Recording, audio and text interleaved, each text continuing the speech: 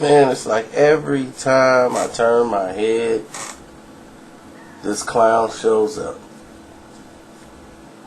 I don't know why people still listen to him, but Bernard Hopkins made a statement about Floyd Mayweather and Berto.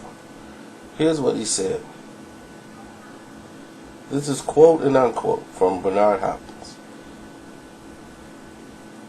There is business and there is fooling people. I used to be mad at Floyd for fooling people, but now I'm mad at y'all for letting him to fool y'all again and again and again. We all know this isn't the last fight, so why we believe it is his last? There is no excuse not to fight Khan or any of the young guys out there that's better than Berto. Why don't he fight Brook and unify the welterweight division for once? People say, oh, he's 39. When I was 39 and 40, I was fighting Jermaine Taylor and Winky Wright. I fought Kovalev last year and I'm 50. I'll fight good boy Golovkin soon and I'll be going on 51. Stop making excuses. There is business and there is fooling people. Don't let yourself get fooled. He's cherry picking. Now, typical Bernard Hopkins. Now, Bernard Hopkins always make this cherry picking accusation when it's something that he needs to bring attention towards himself or his company. He's a minority owner in Golden Boy Promotions. He's not even an equity owner. Any decision gets made, Bernard Hopkins has no final thought on anything that has any differentials on what happens with Golden Boy Promotions. Golden Boy Promotions can't even secure dates. They thought their partnership with, Top Rank was going to help out. And right now, they're just barely able to keep afloat.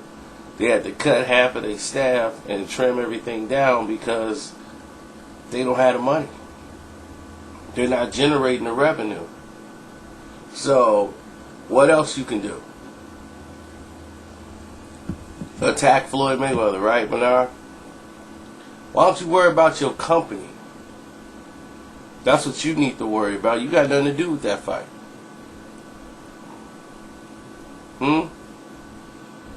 What fight y'all got coming up? I have no idea. You 51 and got to fight.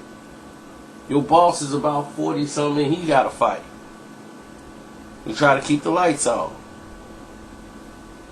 You fought Kovalev because you ain't had no choice but to fight Kovalev. You ain't want to fight Kovalev. You're going to have to fight Golovkin because you're going to have to fight Golovkin. You talking about Jermaine Taylor and Winky Wright. Jermaine Taylor was the first person you fought that was your size when you was milking the middleweight division.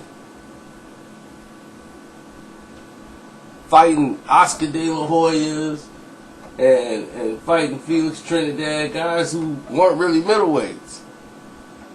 They were welterweights that came all the way up to middleweight, and you was milking the middleweight division instead of going to 168. Then you wouldn't get Trinidad a rematch. You didn't want to go fight Roy Jones again when you could have, and HBO had the money. Because you expected to get more money or equal money with Roy Jones. You thought you should get more money than Trinidad. When Trinidad was the draw. And you thought, whoa, I won the first fight, so I should get more money than Trinidad. That don't work that way, fool.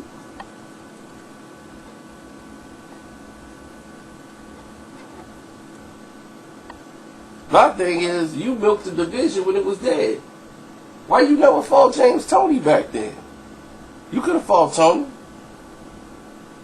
You wanted to stay at 160 and milk the division when there was nobody there. I know what you did. So worry about you. Or you want to fight another Carl Daniels. That's what he want, I guess. What's his name? Carl Daniels or Hakar?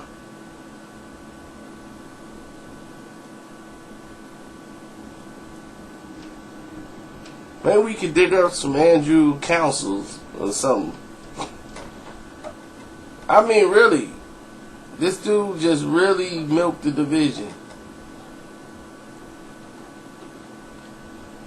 Not saying he wasn't a great fighter, a good fighter. He definitely had a better career than most people would thought. But it was calculated. You fought Winky Wright. You made Winky Wright come up to light heavyweight to fight you.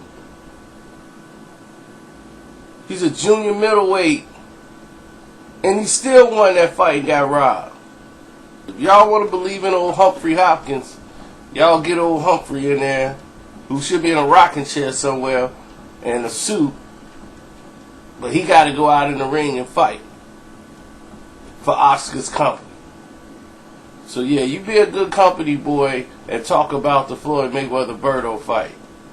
When y'all, the fans, and everybody else sit here and said, Floyd, all his toughest matches came when he fought who? Other black fighters. Chop Corley, Shane Mosley. Y'all said these are the guys. Zab Judah. Every time he fought a black fighter, he had problems, right? Ain't he fighting a black fighter now? And Berto is black. He's the same complexion as his hair. You ain't gonna get no blacker than that.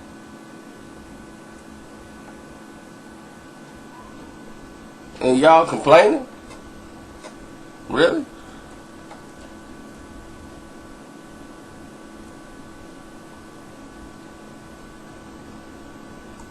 Alright, that's enough for old man Humphrey. We out.